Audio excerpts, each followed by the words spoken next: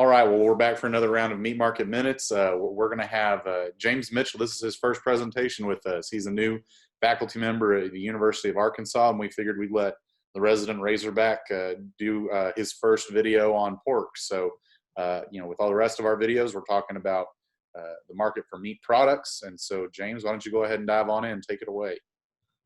Thanks for the nice introduction, Justin. So yeah, my homework assignment this week was pork. So thought we'd jump right in and look at the pork cutout. So previous segments we've talked about, the COVID-19 disruptions to our cutout values, just the wide swings we've seen. Definitely kind of working through those disruptions, seeing some support in the cutout value. On the supply side, we're pretty even to above pork production wise with last year. So demand has certainly been a bright spot in many ways for pork, right? So specifically on the export side. So we've sent a lot of pork to China. I guess the big question that a lot of people are asking as we go into 2021 is, as China rebuilds their pig herd, where are we going to send our pork in terms of exports?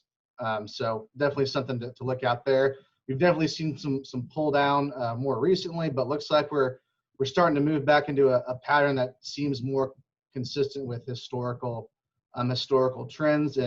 And with all this COVID-19 stuff, something that I was kind of interested in looking at was how this impacted different primals in different ways, right? So all of these stay-at-home restrictions and restaurant restrictions have impacted different offerings of pork in different ways, right? So bacon, we eat a lot of that at food service. So just looking at what volatilities looked like for the primal. So this is a real quick and dirty graph. I realize it's not all that pretty, but really this is just week to week changes in primal values.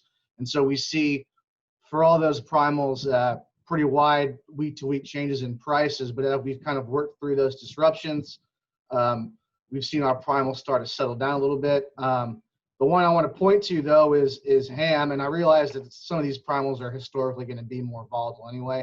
But if you look at even bellies and loins have settled down recently, and we still see these wide swings in ham values. And I'm interested to hear other people's thoughts on this. But a question I kind of have is, pork needs a lot of extra added processing, right? So making sausage, bacon, pepperonis, deboning hams, for example, and the labor needs for that. And so has that kind of been impacting these ham values?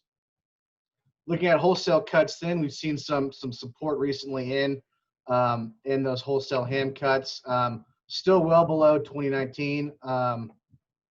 So the question here is, where holiday hams is the big kind of thing we're thinking about. This is the holiday season, so everyone's thinking about that holiday ham, that Christmas ham you get. What are prices going to look like this holiday season? Been seeing some upward trend in prices, but below 2019. Quickly, then I wanted to also we've looked at kind of wholesale, looking at what retail activities look like. So I pulled this from the National Retail Report, and it's just looking at weekly features across retail outlets. So this is total number of features, week to week changes. We're starting to see some seasonal pickup in the number of features at retail outlets, specifically for your hams and your processed pork products.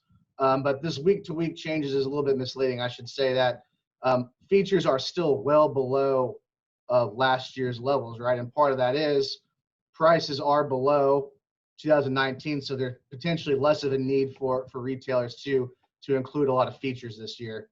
And then to finish up, I thought I'd just pull quickly some prices for different ham products at the retail and kind of some changes, right? So that spiral ham, that's the classic ham product you're thinking about during Christmas time.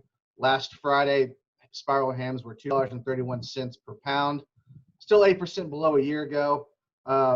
As we're sitting here today, the question I really have is we're starting to see all these different states issue new guidelines for observing holiday parties or holiday gatherings. So what does that mean for our holiday hams? I'm not sure I can predict what's going to happen, but it's certainly going to be something interesting to see play out. And that's really what I've got for you guys today. I appreciate you tuning in for a couple minutes.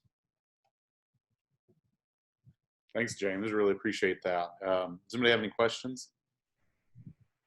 Any thoughts? I don't know if anybody else has seen these, but the grocery store I go to has been one of their Thanksgiving specials they've been running is a turkey and ham combo. If you buy one, you get a discount on the other one. And I, that's, sometimes you see all kinds of different strategies. I think that's one I've seen moving some hams at our local store.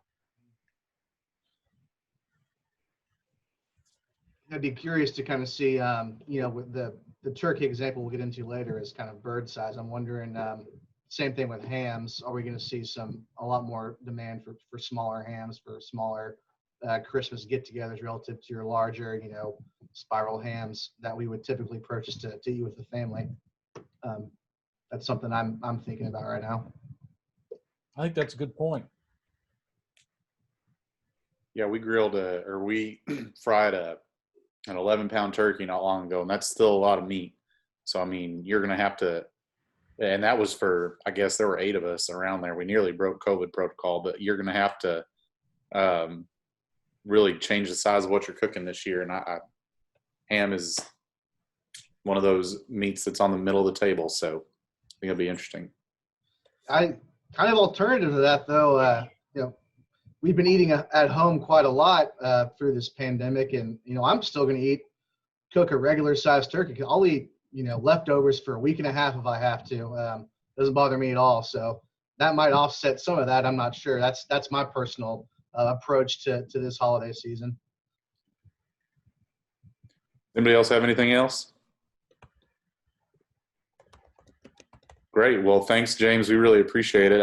Happy you're joining us. And I guess if anybody else has, you have any other questions for any of us, we're going to move on to the next video. But thanks for joining us, and we'll catch you, I guess, on poultry next.